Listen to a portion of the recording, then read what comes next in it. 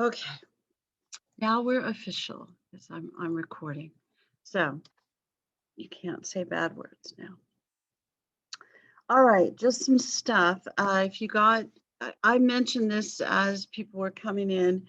I did not turn in the official attendance thing until over the weekend. I sort of slipped my mind, so sorry. So if you got some email that said your attendance hadn't been recorded, that's because I didn't submit it. So there you go. It's submitted now. Don't give me a hard time about it. So you can if you want. That's fine. Yeah, ACC will like call me until I turn it in. So sorry that I missed that. And a couple of you have turned in work already. Okay, that's cool. Work isn't really due till this Friday, but that doesn't mean you shouldn't turn it in. One of the things that I noticed on the work turning in, the ones that I looked at, I didn't look at everything, so sorry, but I will. Um, it's really, if it's possible, and it is, when you answer the history questions, to mention things by name. So like name names or talk about when stuff happened or um, places that things happened, why things are important. So be as specific as you can, because what I'm looking for is that you learned something that maybe you didn't know before you read the book, the class, listened to a lecture, something like that. So a little more detail, and the detail will help to prove your point, to give you some evidence for what it is that you're trying to say. So we want it to look like, and it is, I'm not suggesting it's just your opinion, but we want it to look like more than just an opinion, that you're answering the question using facts, making a case, that sort of thing. Also, it's not, especially if you answer the chapter 1 question, it won't be the same. And the first probably 3 or 4, this first unit's probably a little different because a lot of this is, a whole bunch of stuff all at once. So it's a bigger question, I guess, is what I'm trying to say. Um, if you can talk about things in the order in which they happen, again, chapter 1 question, that's not what I'm talking about at all, because the way that's presented is like, here's 8 million things that happen all at the same time. So that's fine. But if when you talk about history, if you can present things in the order in which they happen, one of the things that's kind of nice about that is it can kind of help show cause and effect. Love history. Love that. We love cause and effect and change over time. And we also like the credibility of the source. Yeah, we're always concerned about this.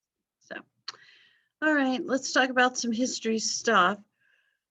I don't want to start yawning already. Must be about to rain or something. My neighbor's getting a roof, and it was so loud a few minutes ago, and it stopped. Which, of course, it could just be break because I know when they started. They started at 7 a.m. It's a great time, but it's going to be a million degrees. I don't blame them. I would start at 7 a.m. as well. All right, let's look at questions. All right. Oh, somebody's singing old Carpenter songs there, I think. Okay, so unit 1 questions. Um, and the way this works, I know I've explained this a million times, but I'm also convinced after doing a year or so of this virtual learning kind of thing that people don't actually listen. Um, no offense at all, but distractions are easy, I suppose. You pick one question per unit and submit it, okay? And that this should be the place to do that already in the assignment section of Blackboard. Make sure you submit the things there. Somebody asked me, does it need to be in the PDF or the doc? Honestly, either seems to work. And there's some way that you can submit it that it just goes one line all the way across and I have to scroll for about an hour. Don't do that. I have no idea what it is. There's always one person per semester who does that, and I feel like they do it on purpose. I'm sure they don't. Here's another thing, and somebody did do this on purpose last semester, and I asked them, why would you do this when I ask you not to do it? Teenagers. He was a teenager. That's why he did it. Don't type your answer in red. Dang. I don't know why this kid liked to do that, but it's really hard to read. You'll just trust me as you get older. Okay. All right. So, um, first question: compare Indian society with that of Europeans. When you when you talk about this, make sure that you mention which Europeans you're talking about, which natives you're talking about, maybe where they're at. If you could do that, that would be good. And then kind of sort it out through religion, land, gender roles, that kind of thing. We'll probably talk a little more today about John Winthrop and moral liberty and that sort of thing. And then your next question, planters in the Chesapeake region, how and why they switched from indentured servitude to slavery, and then 7 Years' War. Dang, we got to cover a lot of stuff this week. All right, and the other thing you want to notice is the chapter number is the same as the question number. So if you're looking for answers for number 1, chapter 1, 2, chapter 2, 3, chapter 3, 4, chapter 4, and it will continue through the rest of the list of questions. I know it's very clever. Yeah, very clever. All right. So we'll finish up chapter 1 if we haven't. I can't remember, to be honest. And we'll get through chapter 2 today. And I will check the chat to see what you're chatting about. It could be that boxing thing. Oh, somebody's in the waiting room? Oh, thanks for letting me know. All right. Sorry. Oh, sure enough. Sorry, that's not funny, is it? Sorry, Thomas. Okay. Yeah, thanks for letting me know. Why did it not tell me? It probably did. Okay. So question 1. Also, let's see. Document assignment. I don't know if anybody's turned in, if you've turned in the document assignment, I haven't looked yet. But my intention really was for you to kind of talk about the segment about Cuba, but if you want to talk about, I think Hispaniola was in there as well. You can talk about either of those. I think the bulk of your answer really is probably going to be more about probably who wrote it and why, and then what they were trying to say and the significance. But if you can answer all of these questions, it'll be perfect. I didn't put up a sample. I know I said that I might, and I didn't. Tonight, I'll try really hard. I don't have anything to do tonight. So there you go. On this, you can either just number, 1, 2, 3, 4, 5, or write it as paragraph, whatever makes you happy. So I'm fine with either, okay? And the document, there's an excerpt that's added to the course documents section. So look there. In the assignment section where you turn it in, there's a link to the assignment and the document. I think the full thing and the excerpt. All right. Oh, they've started roofing again. That's good. Semester just had a little break. All right, here we go. Have you guys started reading the book? Of course you have. So you read chapter 2, and you'll notice there's a fairly nice discussion about liberty and freedom in each chapter. It is the theme. It's the guiding theme of the Dr. Froner's talk. So sorry, not talk, but work. He does talk as well. If you're ever really interested, you could probably find some of his lectures online too. Yeah, there you go. All right. Let me find where we left. Okay. Yeah, I think we probably did talk about pretty much everything in chapter 1. Remembering, of course, that De las Casas is probably a focus for us in this chapter. Let me make it a little bit bigger. As the father of the Americas, the Catholic priest who is going to suggest to the Catholic Church and to the leaders of Spain that the way that they're treating natives is unchristian, perhaps sinful, that sort of thing. And he's going to initially suggest that maybe the best way to solve the problem of not wanting to enslave natives is to enslave Africans. And then not very much later in his life, he'll say, oops, that was a mistake as well. We shouldn't enslave anyone. So, and I know you're frustrated by him taking so long to come to that conclusion, because certainly anyone who was enslaved had already come to that conclusion. However, he does come to it faster than most Europeans and most church folks. I know. For what it is, that's all I've got for him. But I mean, his writing does push the Catholic Church and the nation of Spain to ban slavery and the slave trade. Now, whether or not they enforce that ban, whole other story, isn't it? Yeah. Okay. All right.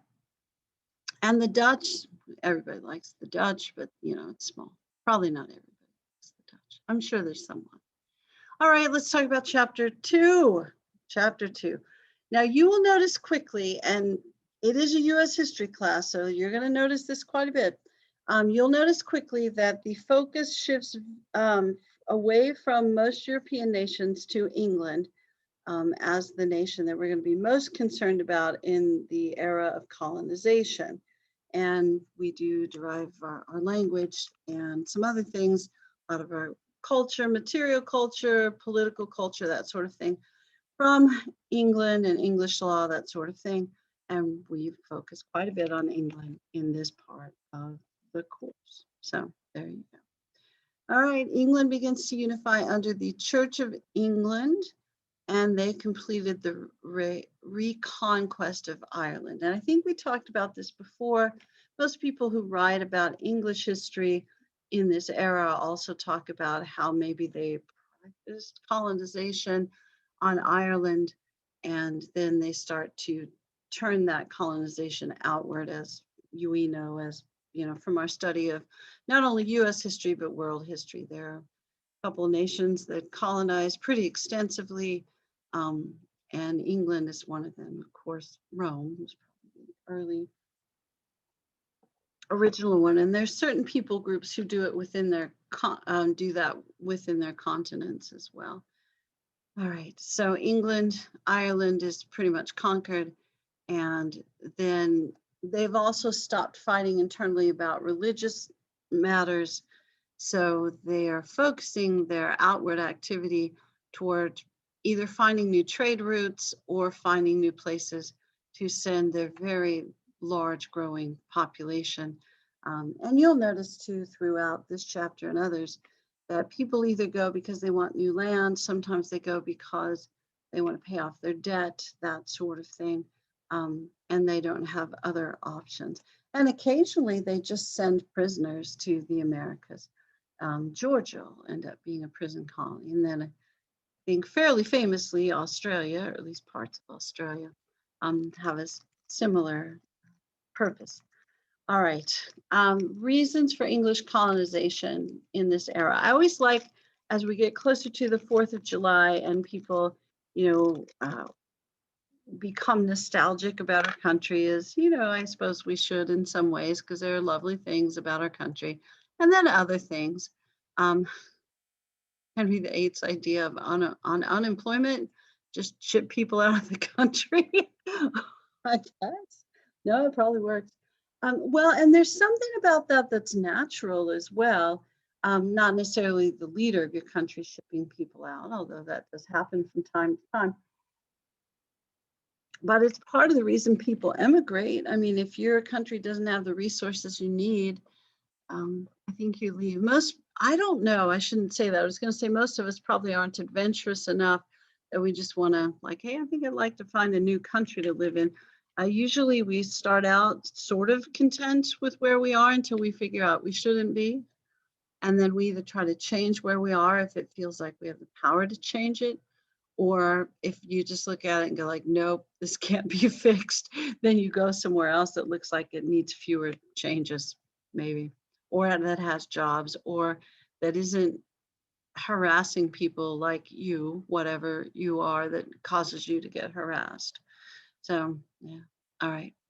But yeah, as we get closer to the 4th of July, people go like, we really need to focus more on the original intent of our country and the reason that the founders came over. And it's like, there's so many reasons the founders came over. So almost anything you say about why people came over to the United States or pre-United States is probably true to a certain extent. So religious dissent, religious liberty. You hear this a lot, maybe at church or something like that. Our country is based on religious principles. Maybe, maybe not. I mean, for some people it was, for other people it wasn't. And certainly certain colonies are very much focused on religious belief, while others are not at all. Because of the era that people emigrated, almost everybody had a religious belief, whether it was more devout or less devout, more formal, more informal. And that's, likely still true today. We all have some spiritual ideas, even if our idea is there's, no spirit we need to worry about except our own. But did everybody come for religious reasons? Of course not. But some people did. Okay, some people did. So religious conflict with England, the Catholic Protestant thing, Church of England, people who maybe weren't part of the Church of England and didn't feel like their political or religious rights were being represented. Some of them were able to leave, come to the United States. You saw Puritans do that. You saw Quakers do that. You'll see a group of Catholics do that as well. Henry VIII, of course, we've talked about him a few times. Probably when I was a kid, there was a song about him, which was not a good song, as I recall. Not that it said anything bad, it just was quirky. Henry VIII causes the split with the Catholic Church because they wouldn't recognize his request for a divorce. England eventually solidifies under the Church of England during the reign of Queen Elizabeth.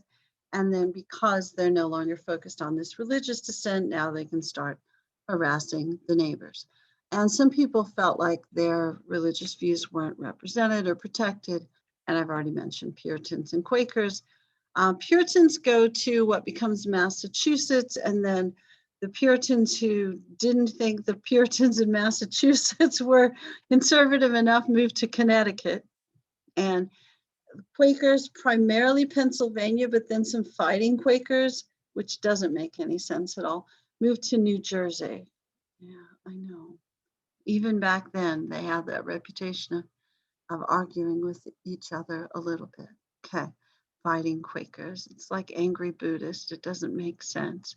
But they moved to the Americas to spread their religion or be left alone or practice their religion as they saw fit. If you're wondering who's spreading their religion, well, Catholics are. You don't see it so much with the English Catholics because, that didn't go so well for them in England. So they mostly just hang out in Maryland and go, please leave us alone and let us kind of run our own show, which doesn't exactly work out for them.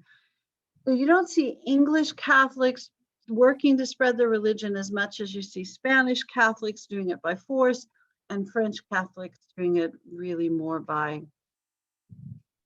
integration, conversion, assimilation, that sort of thing. Let's see, Puritans, no, they're not going to spread their religion. Puritans think that God has chosen them. They believe in predestination. So if you believe in predestination, there's really no reason for you to try to go to your neighbor and say like, hey, I got this great religious faith that I think you should be a part of, because if God had already chosen them, they would come to you. They would go like, hey, I noticed we believe the same thing, so let me come to your church. So Puritans don't proselytize. And I say proselytize, is that okay? Evangelize, try to spread their religion. They don't try to convert the neighbors. So English Catholics, not so as much as French or Spanish Catholics. Puritans, really not much at all. Quakers, yeah, Quakers will, yeah. And there's stories, if you read about, I think it's Mary Dyer is probably the famous story of a Quaker who goes from Pennsylvania into Quaker or Puritan colonies to try to convert people, and they execute her for it because they really don't have a lot of religious tolerance. Now, Puritans, even though I just said that they executed a lady for trying to convert them, they typically don't have those sorts of harsh penalties. I know that we think of Puritans as people that kill folks all the time. And they do on occasion, like with Mary Dyer and like 19 folks in Salem that we're all familiar with. Usually in the early days, they're not going to do that because they want their colony to survive. So their punishments aren't going to be so harsh because they really can't spare too many folks. So can I ask a question? I was reading that. Can you hear me? Uh-huh. Uh, when I was going through, and were they banished Anne Hutchinson for Oh, yeah, they because were of mad at her. Yep. her view? It Yeah. said like she went to New York, but it didn't give no timeline. They had an Indian raid or killed. Was there a timeline on it? Was it quick or? Yeah, it was it seemed like it was within the first 2 years. I don't really have the dates handy either, but I know that it does happen quickly because the same governor was still there, although that guy was there for 20 years. And he said, this is clearly God's judgment on Anne Hutchinson. It's very, very spiritual of him. But he said, yeah, that was God calling down his ultimate wrath on Anne Hutchinson and her family. And Wow. when Okay. Thank you. yeah, you're welcome. When they kicked her out, she was pregnant. So they said, well, wait till you have the baby and then we'll kick you out. And in those early days, we're talking 30s, 1630s, 16, probably by the time you're in 1640, it's a little safer. But in those early days, getting kicked out typically was the ultimate punishment because there weren't other places for you to go. Now, when the Puritan colonies grow quickly and prosper quickly, there's no sense kick anybody out because they can just go to the town next door. So that kicking you out thing works really well in the early days with Anne Hutchinson and Roger Williams. And Roger Williams will just, he ends up going to Rhode Island. It wasn't Rhode Island when he got there, but it'll eventually be Rhode Island, and founds a place called Providence. And apparently God was much happier with Roger Williams than he was with Anne Hutchinson because, it prospered and became Rhode Island, where apparently they still like to argue about things. I don't know, sort of a stereotype. I don't know if it works. All right. But yeah, the religious freedom thing, more true for some colonies than others. Almost everybody who comes over from England is part of the kind of loosely part of the Church of England. And if they never mention, like when the book if it doesn't talk about the religious background, that's probably the religious background. That is kind of what's the Church of England? It's, if we have the Church of the United States, that would be what we would all go to, right? But that was the main church. So it's fair to assume that your beliefs line up with the Church of England in this era, if you're from England, unless somebody says something else. And as far as whether people are devout or not devout, I don't know that it's dramatically different than people who go to church now, who affiliate with a certain religion. Some go on Christmas and Easter. Some go because their grandparents made them go, like for a wedding or confirmation or baptism or something like that, not in that order, of course. And some go every week. And when I was a kid, I grew up in a different part of the country, but I'm sure it was true here as well. Sometimes you'd go 2 or 3 times a week. So I don't think people do that as much anymore. I don't. I go every Sunday, and people think that's a lot. So we're different now. But yeah, back then, they, people also didn't go to church every Sunday back then because travel was harder. So even Puritans, who were supposed to be pretty strict and devout, and they had rules. They were supposed to attend church a certain number of times a month. It was typically 2, which to me doesn't seem, I go more than twice a month. But I also don't have to brave the wilderness to get to church. So, things were harder back then. So their expectations of church attendance were probably more reasonable than you would expect. And I think also, and then I'm going on to economic opportunity, I promise. I think, also, people confuse Puritans and Quakers a little bit, but it's more in how they look and dress. Puritans are not going to dress like super fancy or anything. They're supposed to be kind of modest and moderate, that kind of thing in style. During that time period, unless you're in the royal court or something, people didn't dress in clothing that exposed their bodies very much. The women, I mean, you've seen movies and stuff and corsets and things like that. But, in day-to-day life, you're pretty well covered no matter. And guys wore a lot of clothes. English people wore a lot of clothes. That's why they were scandalized by Native Americans. But Puritan women would wear contemporary styles and colors and things like that. They just didn't want to wear clothing that looked like they spent too much money on it, because the whole thing about being a Puritan was supposed to be to find balance, to be moderate, not too rich, but not too poor. You know, you could drink, but not get drunk, that sort of thing.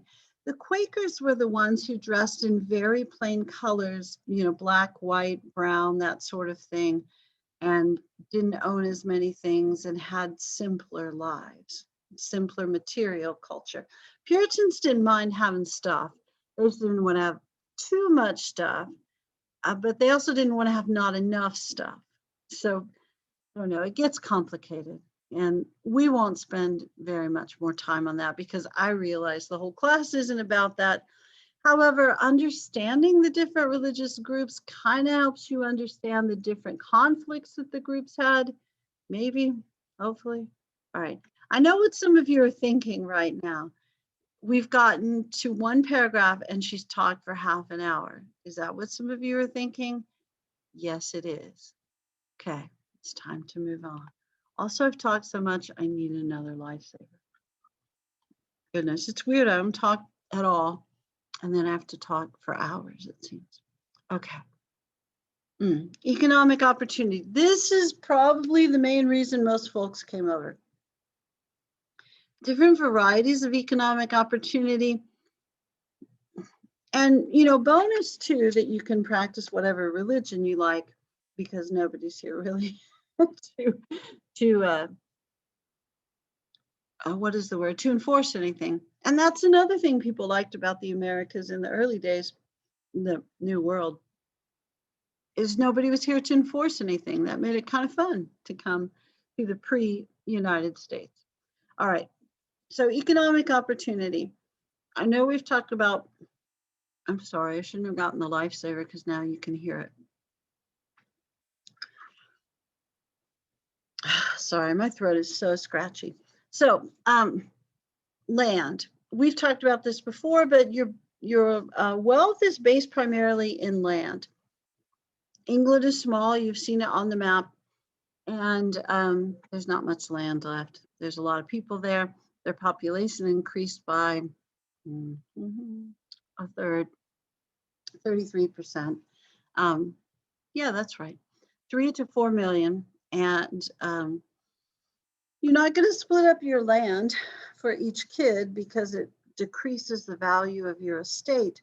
So the firstborn son, not daughter, but firstborn son is going to get the bulk of your land holding, and then the other kids are going to get some money if you have any. So, and a lot of times you didn't have any money unless you sold the land. So, you know, if you're not the firstborn kid, you're out of luck as far as finances. So, lots of not firstborn sons moved to the United States, pre-United States American colonies, if they have enough money to make the trip. The trip's going to be a little expensive, because, you know, travel is hard and long, and not very many ways to travel during that time period. So it's going to be tricky. So not so many people can come. There's not going to be millions and millions of people come initially. And people who do come are going to have to work together, form kind of pre-corporations, that sort of thing. Or if they can't afford stuff at all, you know, indentured servitude. So primogeniture is going to push people. Did I mention that primogeniture, that means that the firstborn son inherits the land? That's okay. So I just put that word in there and didn't tell you what it meant and talked about it, but yeah, there you go. Okay. So firstborn son gets the land, everybody else is out of luck. And the thought is that the colonies in North America could allow a safety valve for the excess population. Be fun to know if you were part of the excess population, wouldn't it? It's like, let's get rid of these guys. Eliminating debt and social issues. And this is, you know, where some of you one of you had already said this is a great way to change unemployment problems, just ship people out of the country. And, again, I really, in the modern era, it's a lot of reason for immigration is you got to find work. And especially if you live in a border area and in any country, if one country has more jobs than the other, people are naturally going to go to the country with more jobs. But unemployed folks might end up in debtor's prison, might not have a place to live. So they're going to need to go somewhere. And if you're in debtor's prison, you can't get out till you pay off the debt. But you can't pay off the debt because you're not working. And in many instances, your family had to support you while you were in the prison. They would have to bring you food, clothing, whatever else you might need. So not only is your family not getting the money to pay off the debt, it's also costing them money that you're in prison. So debtors often got opportunities from the people they were indebted to or some other way to get money in exchange for going to the New World and volunteering service in exchange for that money. Typical period of servitude, 5 to 7 years. You're going to go work for a landowner in the New World. And this is a huge risk for, I would say it's a very minor risk for the person who is paying your indenture.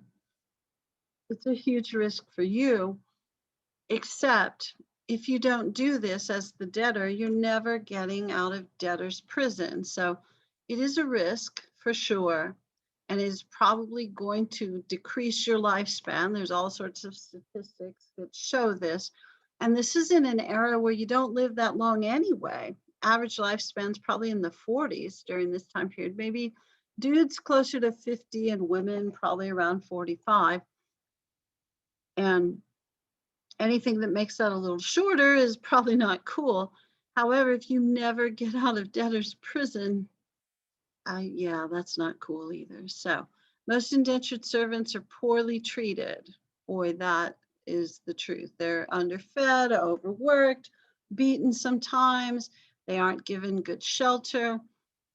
And the way that a person who purchases the indentured servant's service looks at this is, if they can work them essentially to death, then that's really the best return on their investment. And the reason for that is you don't have to pay out the payment at the end. So part of the promise of being an indentured servant is when that period is over, you get a cash payment. So you can go buy some land, start your own business, whatever, or you get a piece of land, from the estate of the person who purchased your service. Now, if you ended up with the piece of land, they usually gave you like the little swamp land or the land where there are a bunch of rocks, so you couldn't grow things. So if you got land, it wasn't very good. And if you got money, it probably wasn't very much.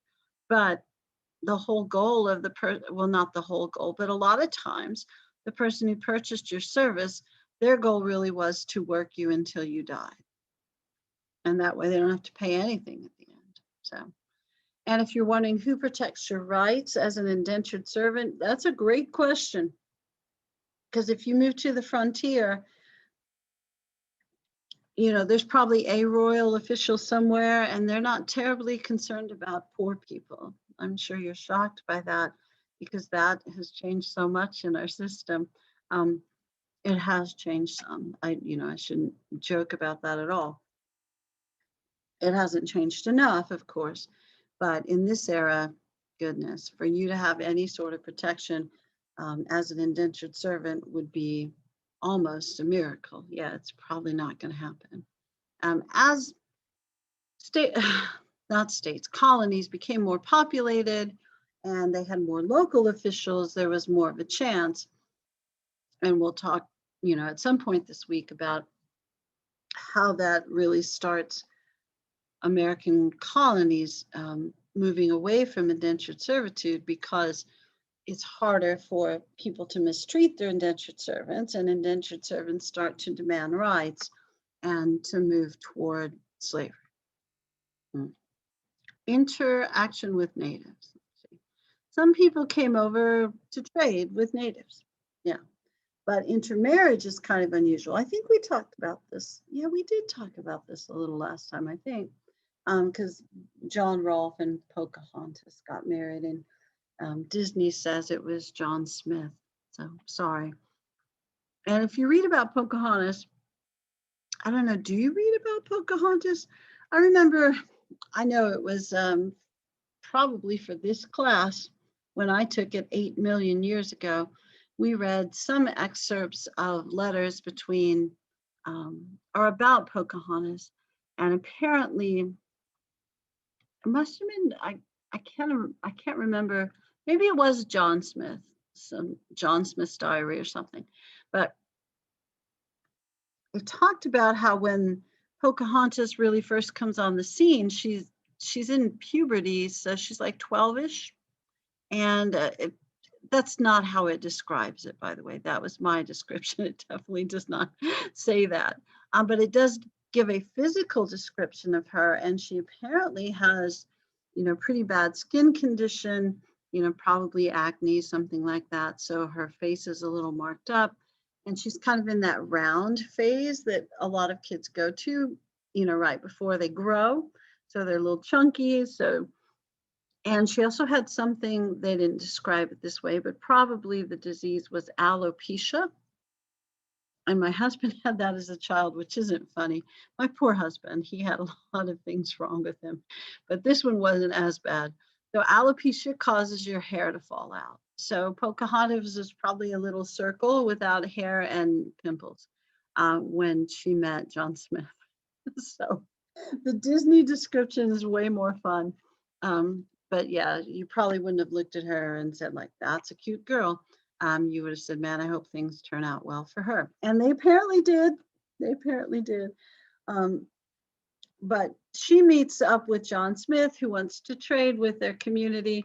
And from this story that I read 8 million years ago, apparently there's some sort of ceremony where someone within the native community has to adopt you so that they'll trade with you. And apparently they don't have this ceremony unless someone's going to adopt you. But John Smith wasn't aware of this, so he thought they were going to kill him, which they clearly did not.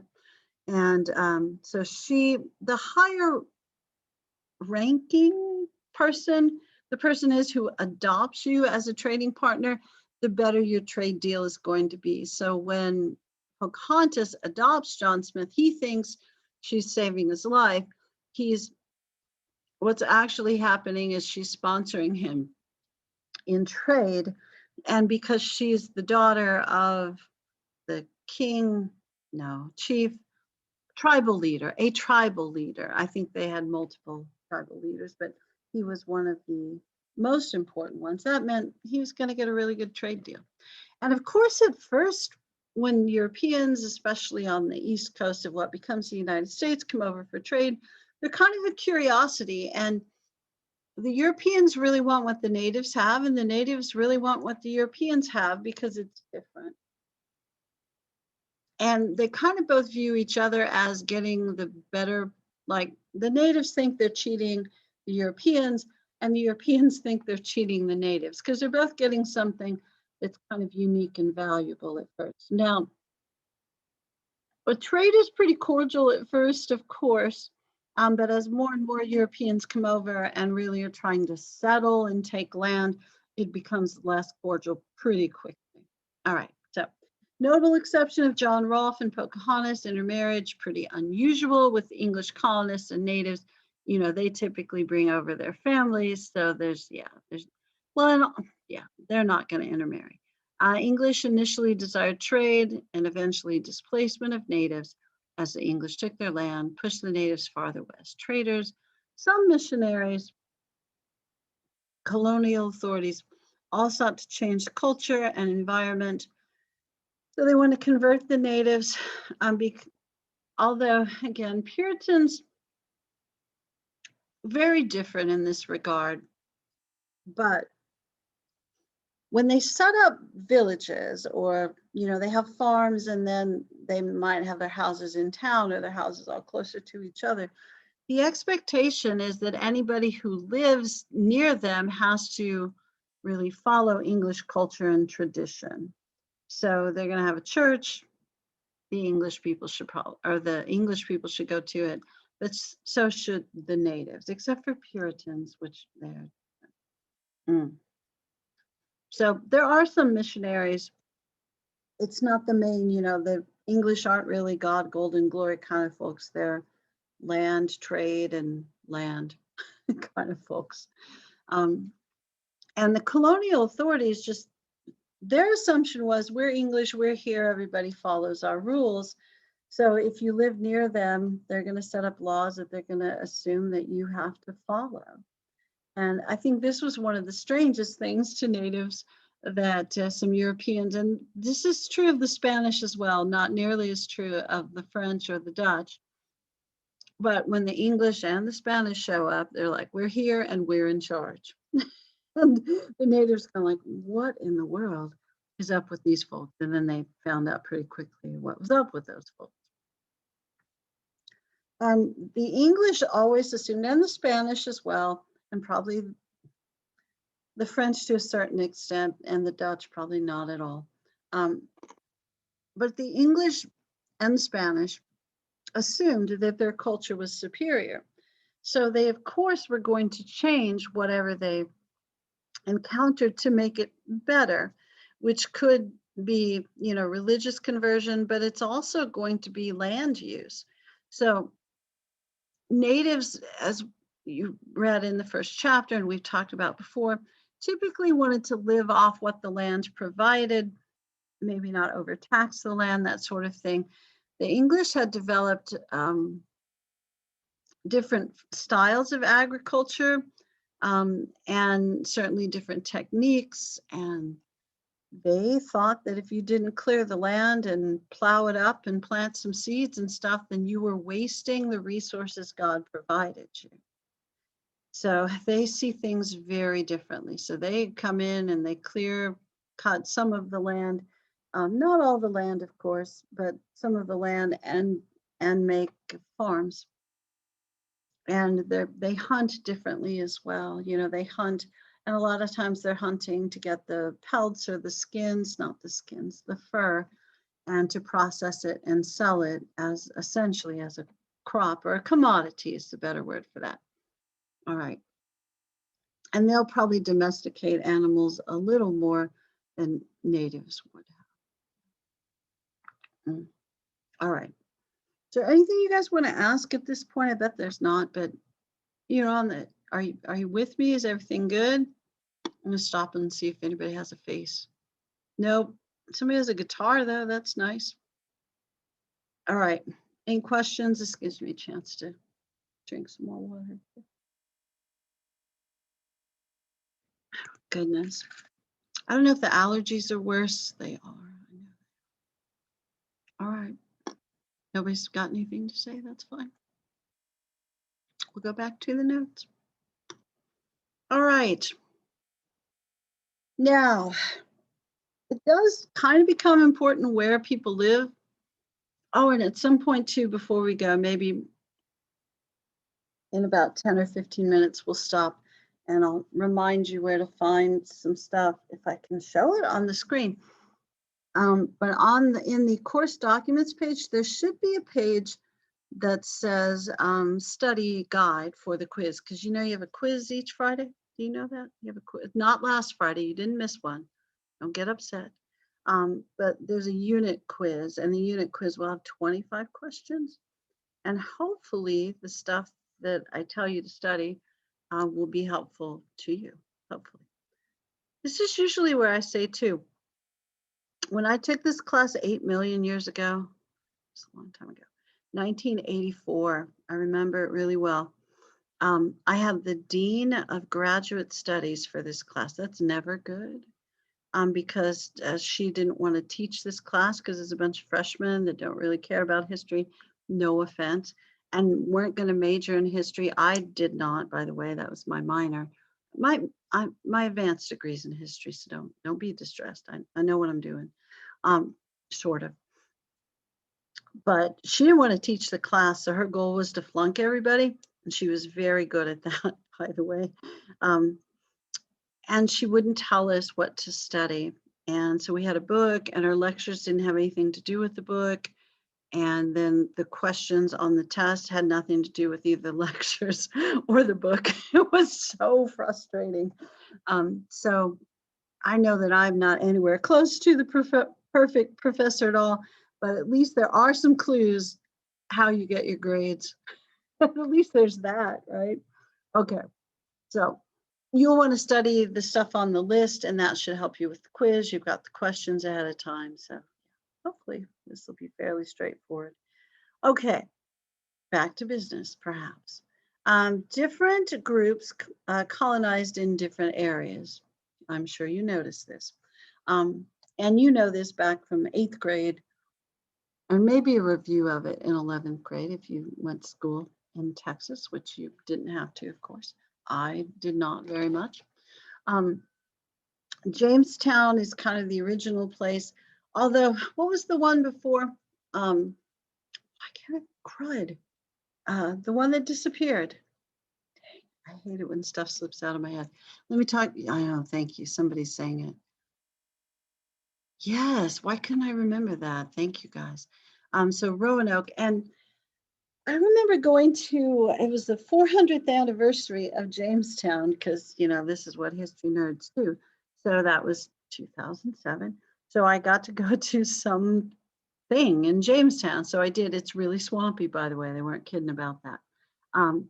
And there was the head of the architect, no, the architect, no, what is the word?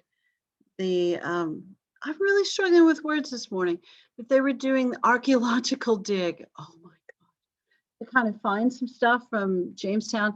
And they found some, apparently when the wells went dry, they filled them with trash. Because, you know, it's a landfill kind of opportunity, I guess. And so when they were excavating wells, they would find really interesting things. And I remember one of the things they talked about, what I remember two things distinctly. One, that they found a lot of money, and a lot of the money was kind of thrown down the wells because apparently these folks came over with cash, and their thought was when they arrived, they'd go to HEB and buy some stuff. And it really, yeah, for whatever reason, English currency not so valuable in Jamestown. Roanoke.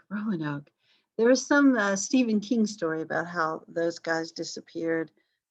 It wasn't really directly about Roanoke, but it was kind of about it. And it's because they wouldn't sacrifice one of their children to the devil or something. But yeah, Roanoke disappears. That yeah, and we don't know why, or we do know why. And they were excavating that. The guy from the Jamestown dig was also talking about how they were working on that, and they should be probably publishing those results right about now. I haven't read a whole lot of archaeological results lately. Should have, because what else are we doing in the pandemic, right?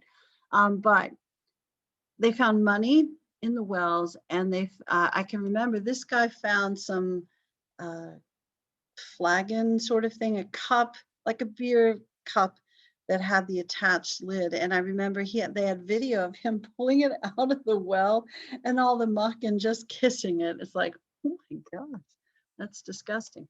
And very exciting at the same time that they found some really old stuff. So they found it and kind of remade the village. They found a lot of stuff and sort of remade the village so you can go visit there if you ever want to. And probably you could now, because we're starting to open up a little bit. So I'm sure your first trip is going to be Jamestown. But the community in Jamestown eventually is going to be based on tobacco plantation. They have to figure that out, you know, once they get there, of course. But they are given head rights, and a head right is a land grant that's given to a settler who brings an indentured servant or a slave. And it's typically about 50 acres. It's typically 50 acres per person that is brought. The House of Burgesses is going to be the colonial legislature that's made up of the large landowners. So to have some political power, you have to be wealthy, probably a huge shock. You have to own land. And in Jamestown, it's really not so many, it's a lot of indentured servants. There'll quickly be some slaves. There's not as many landowners. So the landowners have a disproportionate amount of wealth and political power as well. Powhatan, English name for chief of, a leader of some of the Powhatan Confederacy, Pocahontas, his daughter, and John Smith, our most powerful native leader in the region. Pocahontas, the daughter, and Smith, leader in Jamestown, and also with the military rank as well, and certainly one of the fellows trying to impress Queen Elizabeth, maybe with the hopes that she'd marry one of them, which she had no intention of doing. The colony was named after Queen Elizabeth, and you're going like, no, it wasn't. It's Jamestown. But I mean Virginia, sorry. Virginia is named after Queen Elizabeth, and you're going, no, it isn't. It's named after Virginia. No, it's named after Queen Elizabeth, the Virgin Queen. And how do we know that she was the Virgin Queen? Very simple.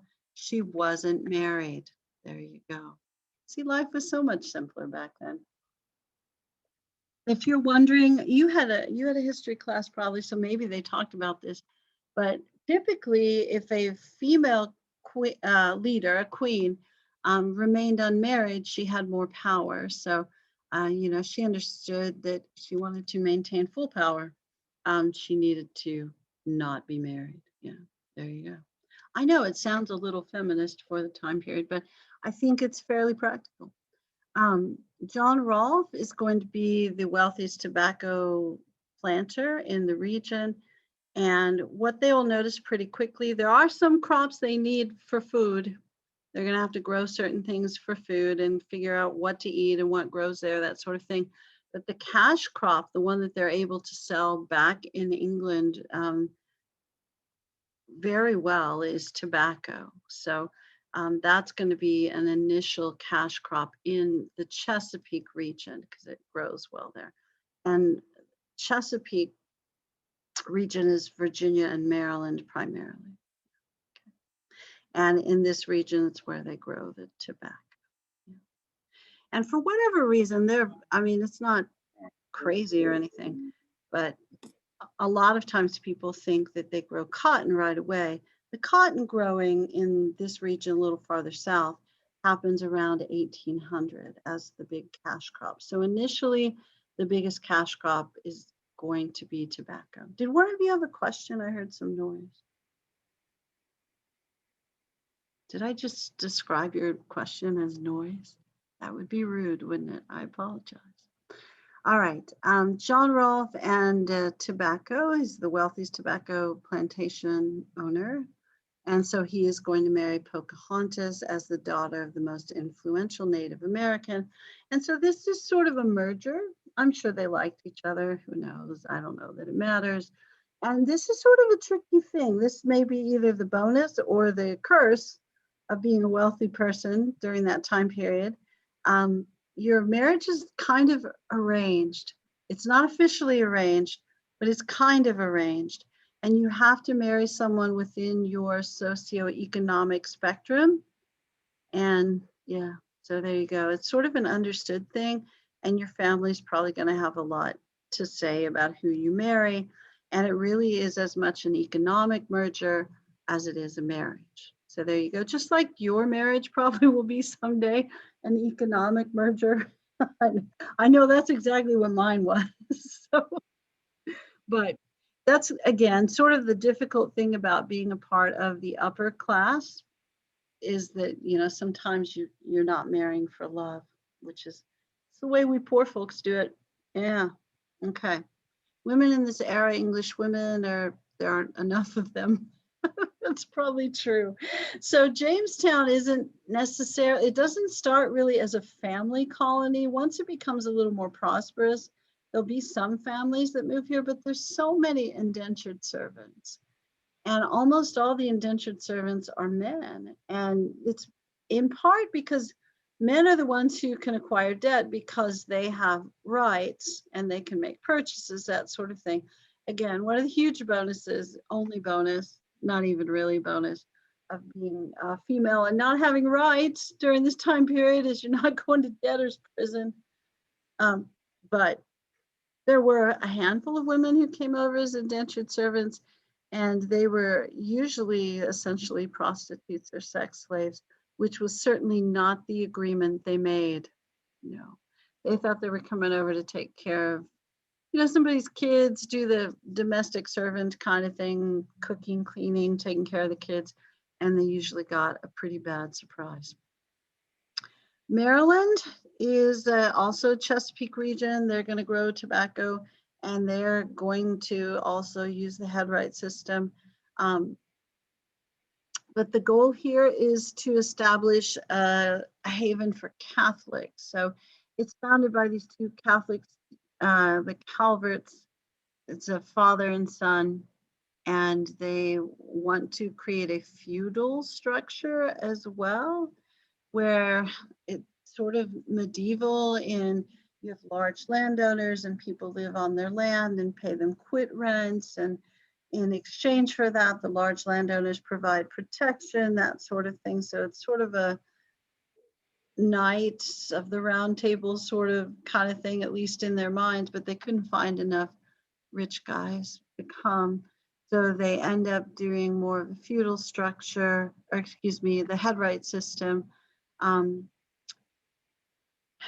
And the more people you bring over, the larger land amount, or parcel of land that you'll get.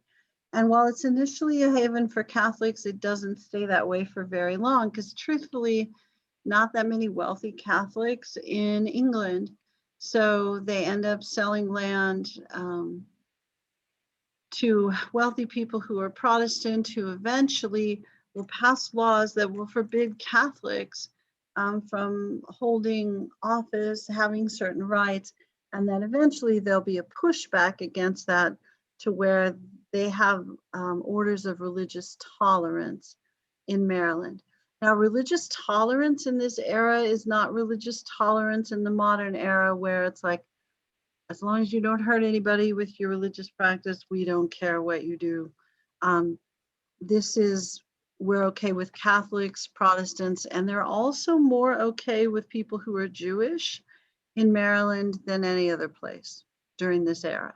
So religious tolerance for Catholics, Protestants, and Jews eventually in Maryland. Okay, all right. And I think I've said it before, people in this region primarily grow tobacco. Tobacco, there you go. And that becomes super trendy in England. And you've probably read, there's some letter from King James where he calls tobacco the stinking weed, and talks about how it must be unhealthy for people, but they make so much money from it. It's not their main concern. It's like, yeah, that's shocking, isn't it? Climate in this region could be really pretty dangerous. It's not as warm there as it is, say, in Texas, but it's really swampy, sort of like here right now, but in 2 weeks it won't be. Maybe like East Texas, Louisiana, Houston about half the time. But it also means there's a lot of mosquitoes, and dang, mosquitoes are terrible. They carry disease and cause problems, that sort of stuff. So the climate doesn't get cold enough there really to completely destroy the mosquitoes, sort of like here, only, I guess their mosquitoes are a little tougher. Or maybe I don't know, do you think mosquitoes migrate south? But they had mosquito-borne diseases, malaria and yellow fever at times. Yeah. So, and of course they didn't have those things in England. I wonder, what a weird thought that I've never really had before, if they have mosquitoes in England. Should I know the answer to that? I feel like I should. You know what I was thinking when we had class on Thursday? It was Thursday? The day I didn't have the doctor's appointment. that a 2-hour class is really long and it should take like a 2 or 3 minute break in the middle. So unless you're strongly opposed to that, I bet you're not. We'll take a 2 to 3 minute break. You okay with that? Okay, thank you for the mosquito update. Do you think, and I don't know if you would know this, do you think there were mosquitoes back then? I don't know why I never thought about mosquitoes before. Yeah, I don't know. These are really important questions, aren't they? I couldn't remember Roanoke, and now I'm having concerns about mosquitoes. So if we could take like a 2 or 3 minute break, that'll give me a chance to get more water. It's really important. Yeah. No, I would guess the ones that share the really bad diseases. Oh, okay. No mosquitoes in Iceland. Yeah, and I would think the colder the climate, and that's why I sort of wondered if England during that time period. All right, I'm going to stop for a minute or two, stop talking about mosquitoes, and go get some water. You guys take a little break. I'll pause the recording. Oh, if I pause the recording, will something weird happen? We'll see. Pause the recording. I should have taken the drink before I put this back on. All right, let me put the notes back up and we'll get back to business. So thanks for the break and more water. I appreciate it. Okay, so, and hopefully you guys had a nice thought about mosquitoes because that's really important. All right, so, but mosquitoes, dang, they share diseases. They're terrible. I often wonder, like, why are certain things around? Mosquitoes are one of those things. Roaches as well. All right.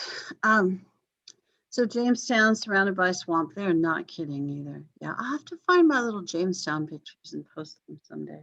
But you don't need my pictures. You know, it's swampy. You can find someone else's pictures, right? Okay. Most of the settlers in this region don't live so long. Rich people live longer than not rich people. I'm sure you're also shocked by that. In the modern era, it's because you have, better diet, more access to medical care, that kind of stuff. Although sometimes it means you're a little more sedentary because you don't have to use much physical labor, but that's not as true anymore in the modern era when there's more emphasis on exercise. But in this time period, access to medical care was probably not an advantage. So, because medical care was not good yet. I don't know when medical care becomes good. I mean, I do sort of know. Probably 1800s is when it starts to become beneficial, and then in the 1900s, really beneficial. But it's dangerous in this area, excuse me, because one, mosquitoes. Two, what you're doing for a living.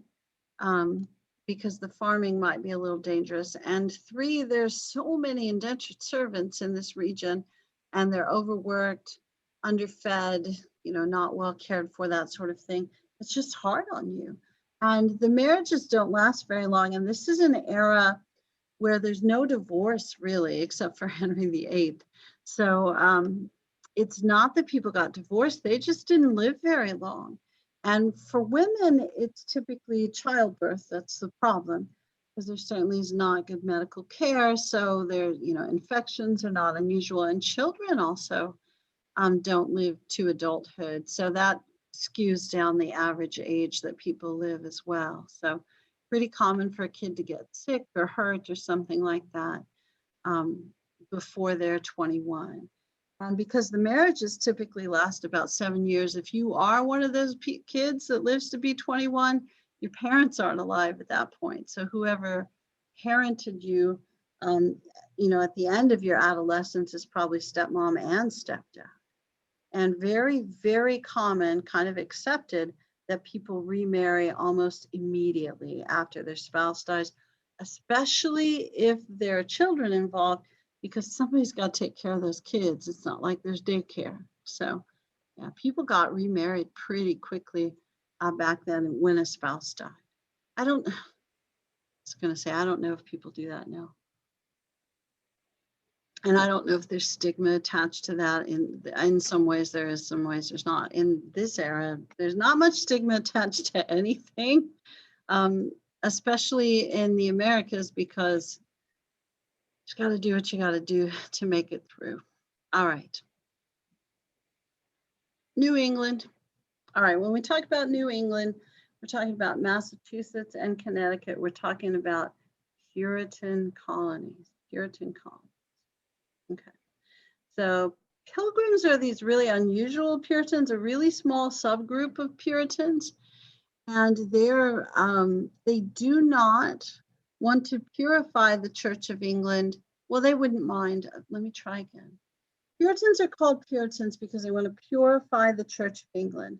They think that they've lost their way, that they've become too enmeshed in government, that they need a separation from the government because the government has corrupted the church, and that the church is more focused on religious ceremony and artifacts than they should be. It should just be about worship, studying the Bible. They really like reading, and they want everyone to read so that they can read the Bible. Now, the bonus side effect is they're going to have public school, and so everybody learns how to read. Now, the purpose really is to get everybody to read the Bible.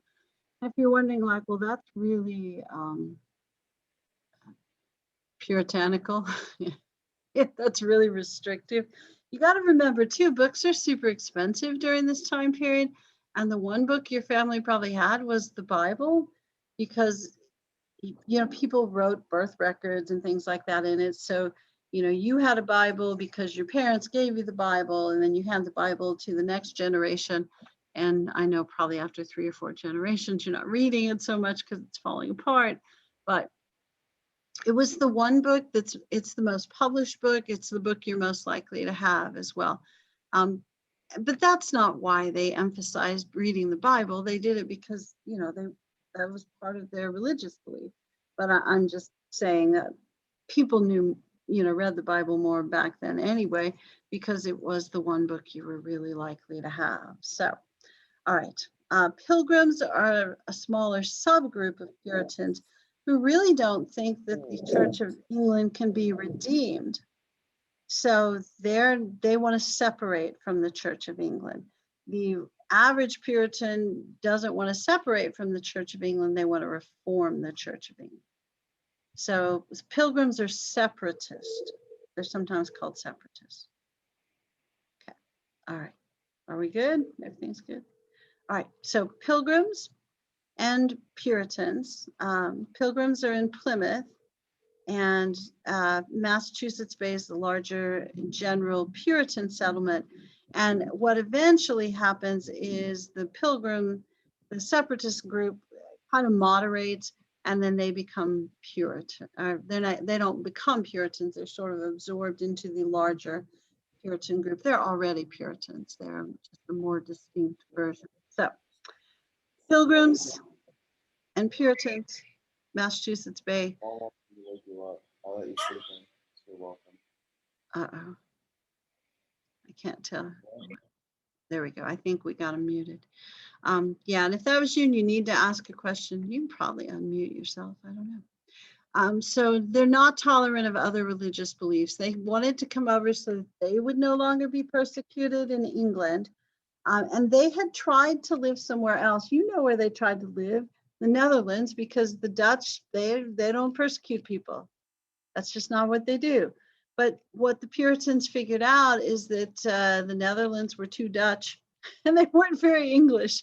So what the Puritans really wanted was religious freedom and English society, and they couldn't get that in the Netherlands. They got one, and they got English society in England, but not religious freedom.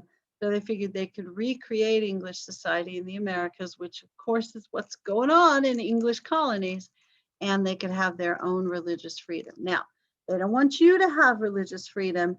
So if you live in a Puritan colony, you got to follow their rules, which, as we know, are more strict in the 1620s and 30s.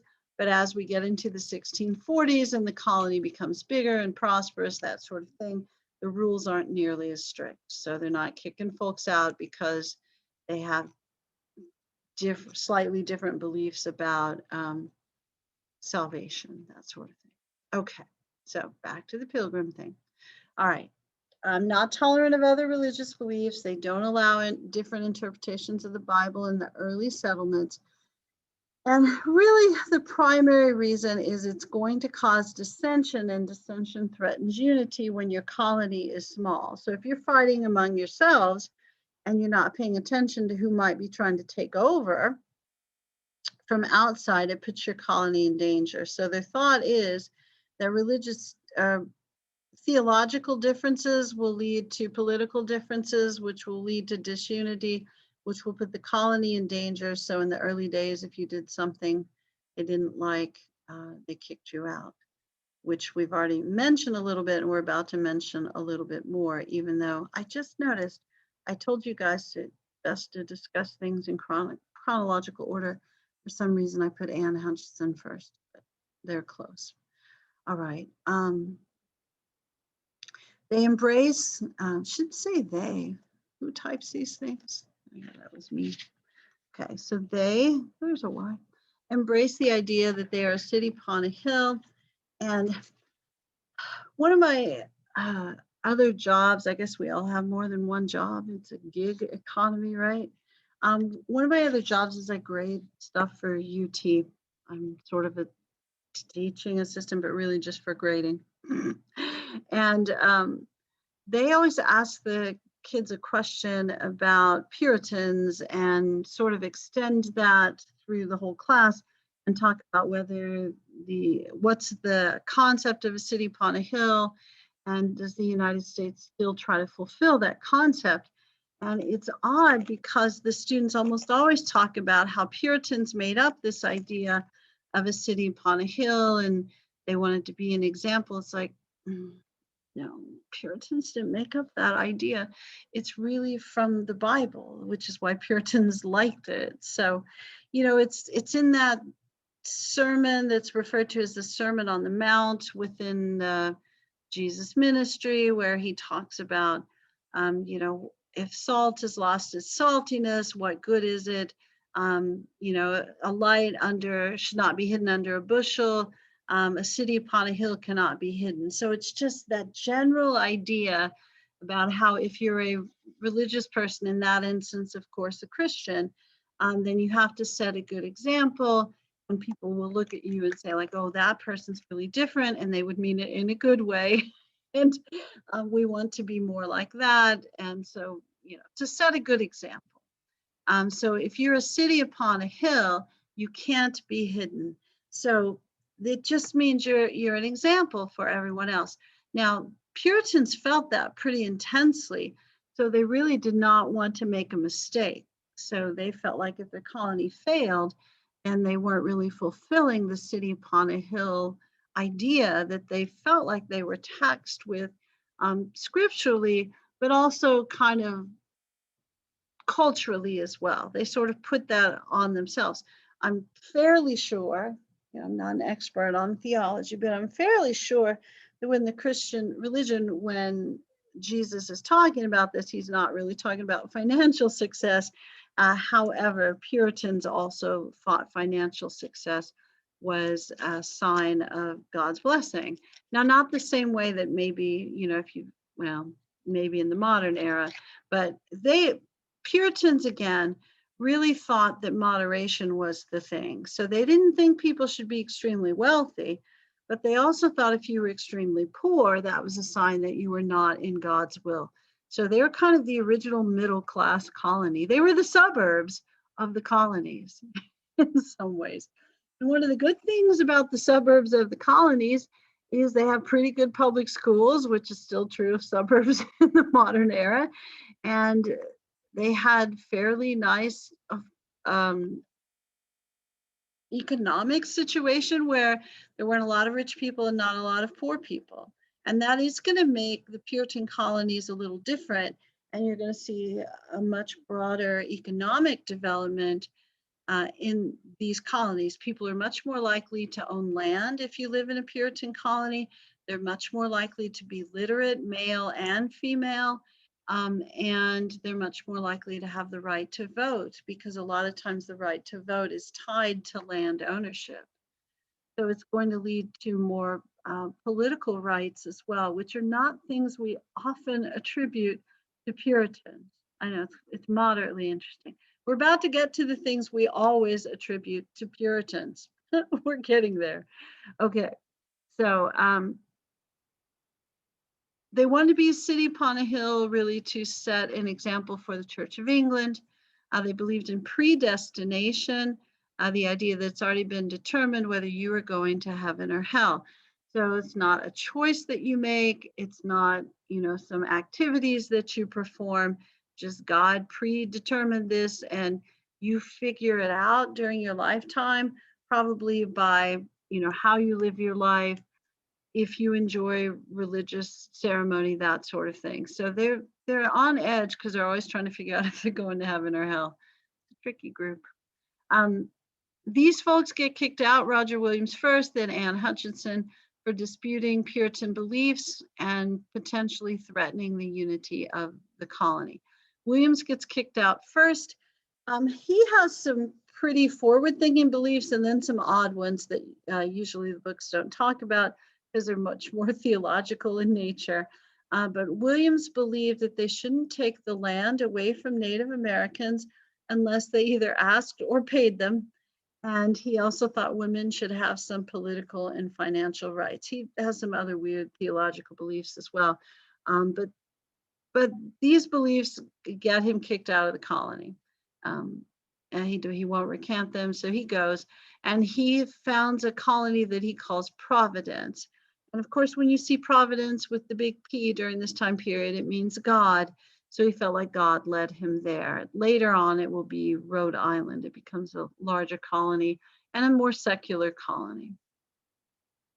And part of the thing that is true of Providence, later on Rhode Island, is the idea is that you go there and that you have freedom of religious belief and freedom of expression in a very, real way. It's going to mean politically that they don't have a lot of agreement about things, and you'll see that as we go along. When Anne Hutchinson was going, I believe she was headed to the same area, and she and her family, she's married and has a boatload of kids. She and her family get attacked by some natives who aren't exactly thrilled that more families are coming, and she gets killed. And their governor, John Winthrop, believes that is the sign that God wanted her punished. Now, she gets kicked out for, she has meetings, she studied theology quite a bit. I think she studied with John Cotton there. Yeah, I think that's who she studied with. But she studied with a fairly major theologian of the era. And she would have meetings at her house after the sermons where she'd critique the theology of her preacher. That didn't seem to go over very well. And so they brought her in and questioned her about this, and they asked her why she thought this was okay and why she believed certain things. And she said, because Jesus, Moses, and Isaiah told her. Now, they did not believe that anyone told you anything except through reading the Bible. They thought that God spoke to you through reading the scriptures. She suggested that they spoke to her directly, and they declared that she was guilty of blasphemy and kicked her out of the colony. So there you go. And they also figured if Jesus and Moses and Isaiah were going to speak to someone, they wouldn't have picked a woman. So Anne Hutchinson is out, and it doesn't go well for her. Pequot Wars, 1637. There's some video series. I think it's the History Channel. It's like 11 incidents that accidentally changed America, something like that. The Pequot War is one of those. So this is in Connecticut.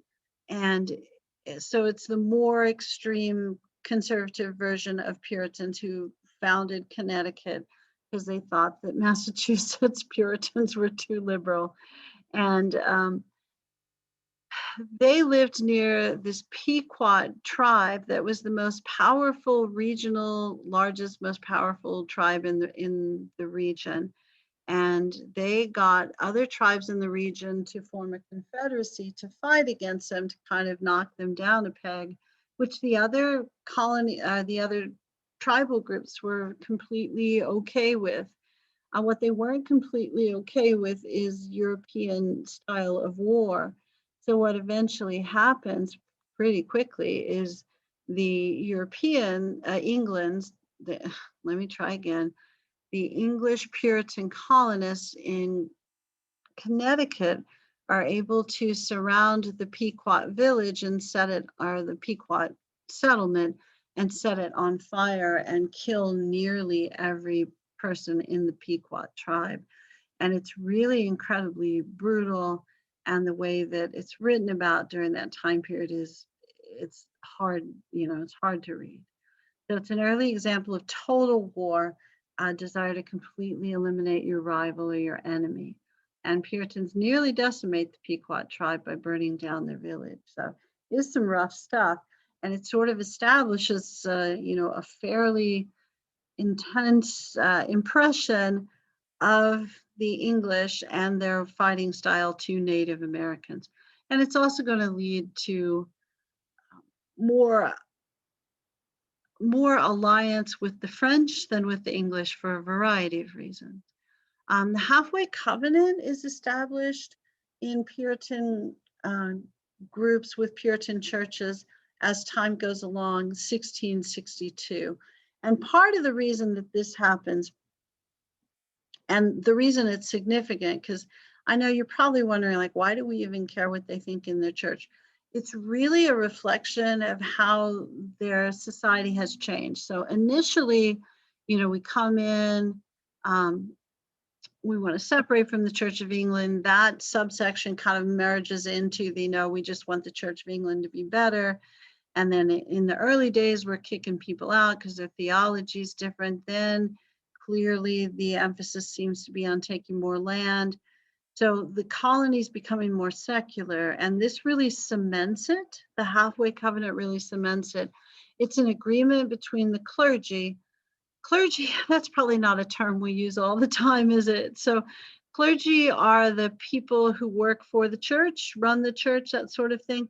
Puritan churches are a little different because they don't, well, in a lot of ways, but they don't have a church hierarchy. So they don't have, like, if you're Catholic, you have the priest, and then you maybe have a bishop, and then you have an archbishop, and you've got cardinals, and then you've got the Pope. So you've got a hierarchy, and you don't get to make all your decisions. The ultimate dude making decisions is the Pope in that structure.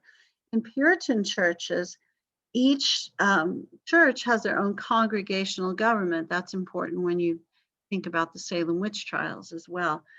So each church elects their own leaders, picks their own pastor, and then when they have problems within their church, they solve their own problems. So there's not a higher authority that comes back in to talk to them and says, you can't do this, you can't do that. So in that way, it's sort of oddly democratic, if you'll think of it that way. But it's only democratic, you only get to vote if you are a member of the church. And you can only be a member of the church if somebody within the church believes that you are saved, that you are part of the elect. And the only way you can do that is to receive the sacraments. So what's going on here in the 1660s is the wealthier, the colonies become wealthier. They're really less concerned, about some of their religious beliefs. They don't have to worry about unity at all anymore. People aren't going to church anymore. And grandparents get upset when kids aren't going to church. So they want to make sure that their kids receive the sacraments and can be church members. Well, they can't because their parents aren't going to church. So the Halfway Covenant is an agreement between the guys who run the church, preachers, that sort of thing, elders, deacons, whatever, and the grandparents, that the younger generation can still get sacraments, baptism, first communion, confession. They don't do confession in a Puritan church, but getting married in a church, that sort of thing, if the grandparent generation is still actively attending church. So that gives the grandkids a chance to have those ceremonies. Yeah. It's a sign that the Puritans become financially successful and much more secular in just a few generations. And then the thing everybody knows about Puritans, Salem witch trials. These are weird. They're really an aberration. It's really unusual in Puritan communities. And the other Puritan cities and villages really condemned these things. So this is a very isolated thing, but it's a really, really famous thing because it's weird and it's also bad. I'm also going to say, in defense of the United States, other countries in Europe were really big on killing witches during this time period.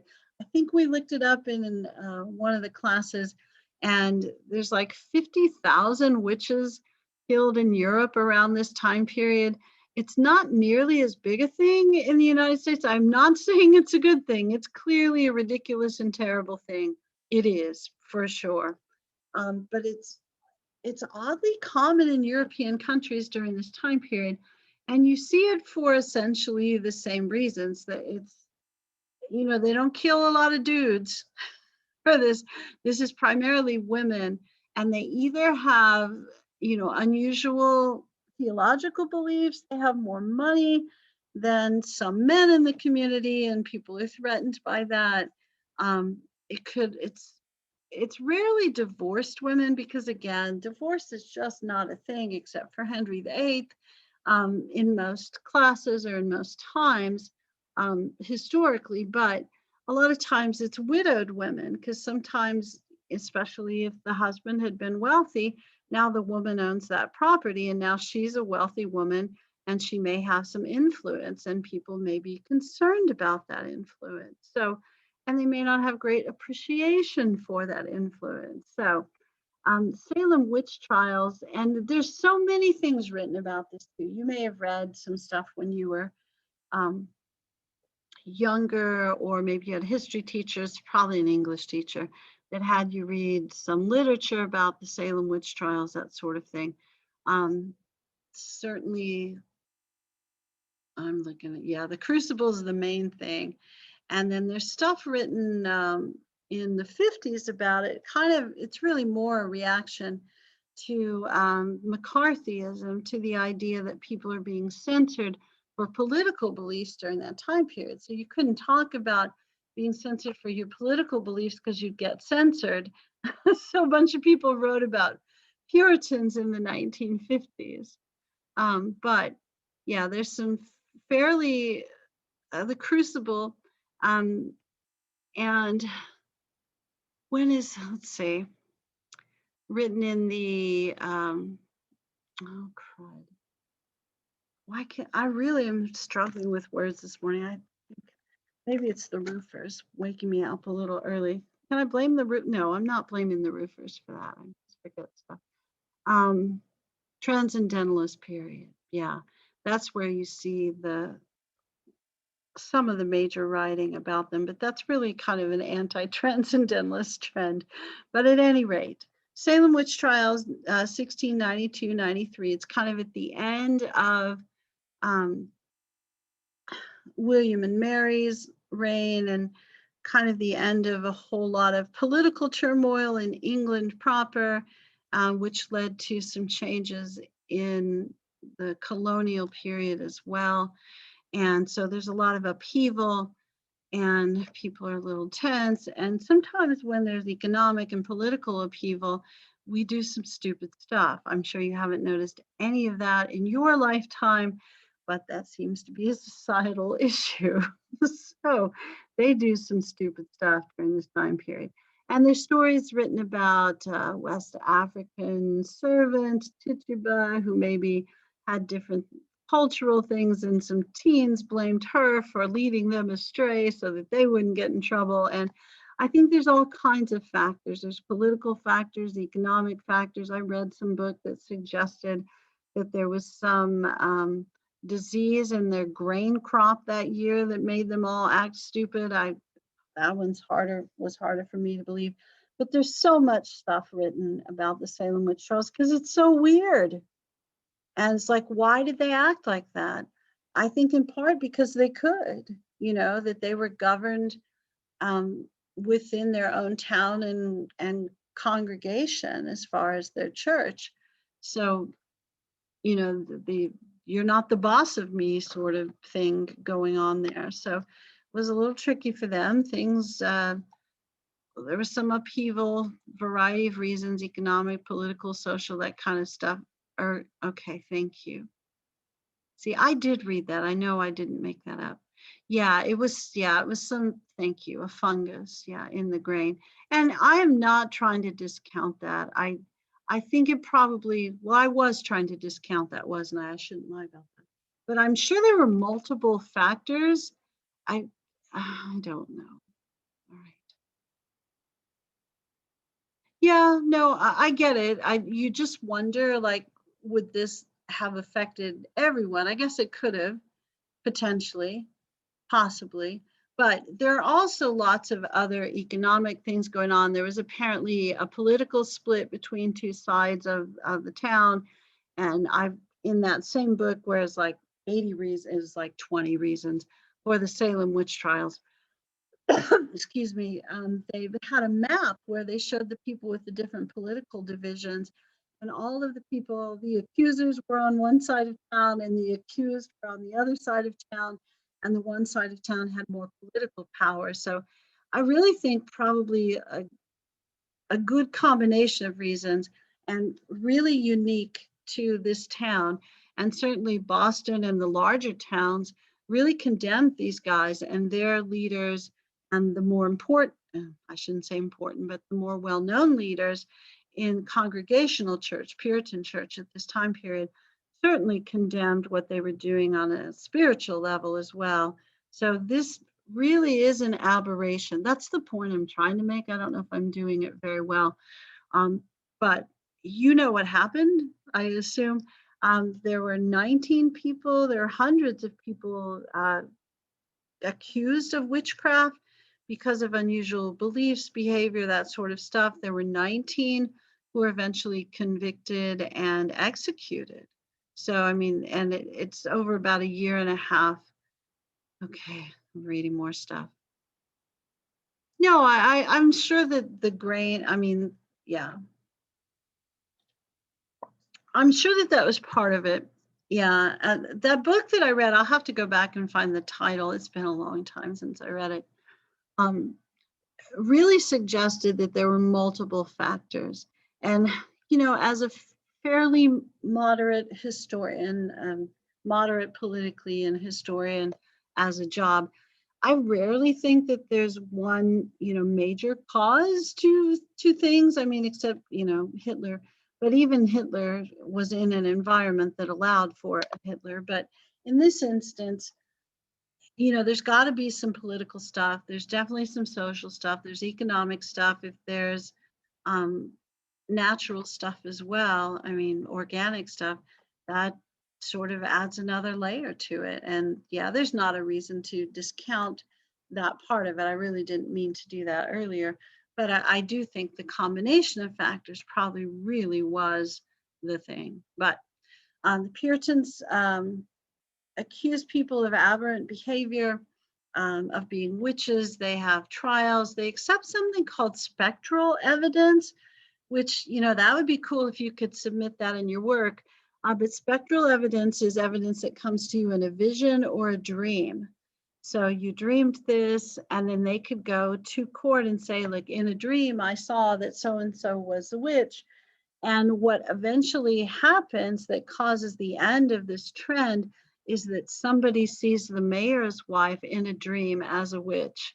And then once that happens, no more spectral evidence, and you see the end of these witch trials. So I'm sure a lot of people in that community wish they'd had that dream sooner, but this lasts for about a year.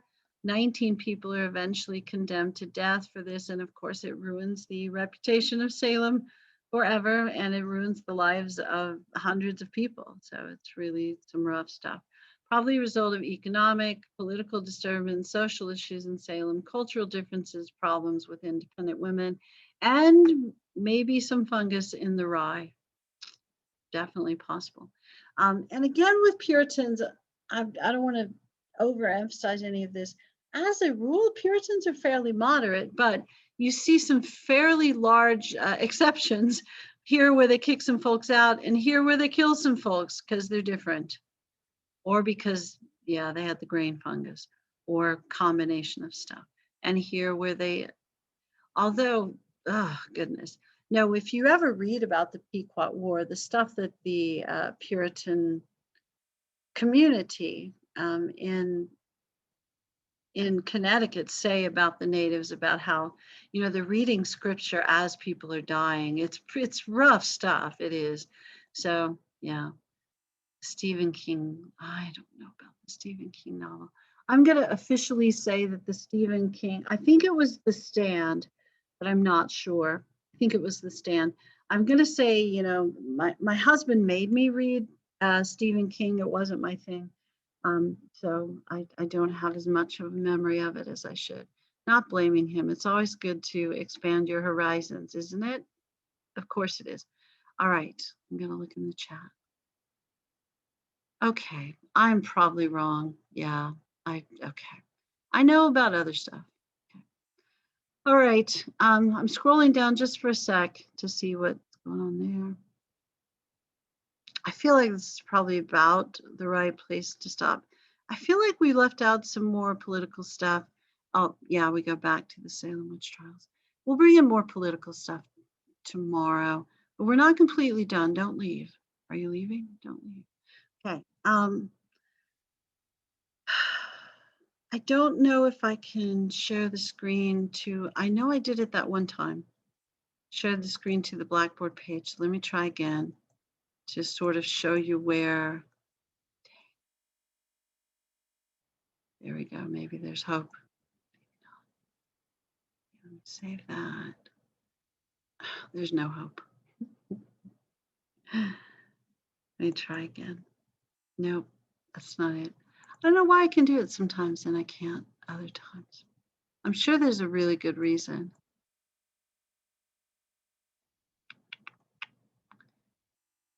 Las Casas.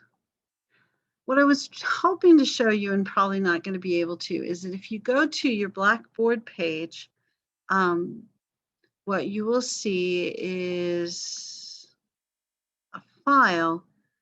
I can at least find the file. A file that shows you what to study for the quiz.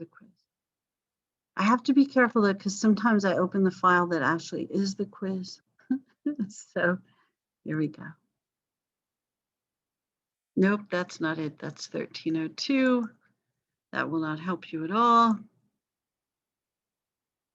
Oh, it lied too, because it says 1301.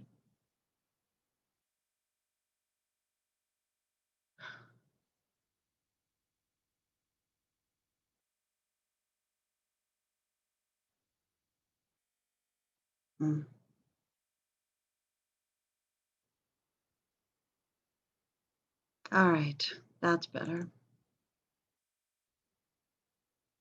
Okay, sorry for the delay. Apologies. And I know you're chatting. Let's see. Yep, that's the one. Under course documents. Almost everything is under the course documents. When you submit stuff, of course, that's when it's in the assignments page. Dang it, I pressed the wrong thing again. I've only held like 8 million Zoom meetings. I should be better at this. All right, so pretty general, I guess, discussion of things that you should review.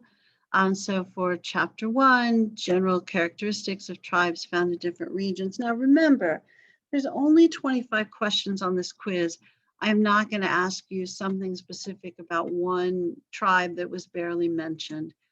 I'm going to ask you big things. That's kind of the goal. So basics about the Columbian Exchange, differences in how the English and Spanish and French and Dutch treated natives.